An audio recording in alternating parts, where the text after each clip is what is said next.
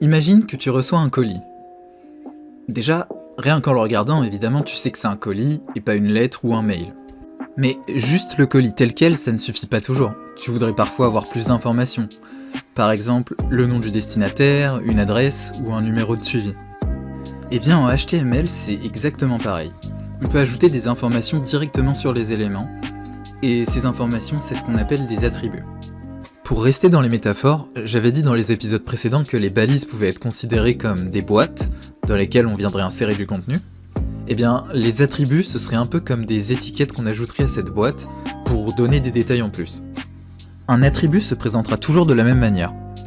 On aura toujours dans un premier temps le nom de l'attribut, et dans un second temps, la valeur qui lui sera associée. Par exemple, ici on a une boîte P, donc un paragraphe, avec simplement le texte « Bonjour » à l'intérieur.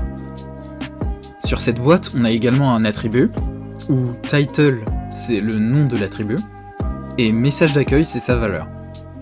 Et c'est possible d'en avoir plusieurs. Toujours pour reprendre le même exemple, on peut aussi ajouter un attribut de langue qui va indiquer que le texte est en français. Et il en existe beaucoup d'autres selon ce qu'on veut préciser.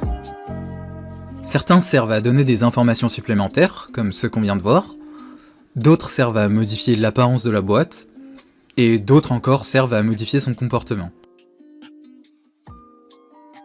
J'espère que cet épisode t'a aidé à mieux comprendre à quoi servent les attributs HTML, parce que pour moi c'est vraiment une des premières notions importantes pour vraiment comprendre le HTML. Et rendez-vous dans le prochain épisode de Dessine ton code, où on verra comment créer des liens entre les pages HTML.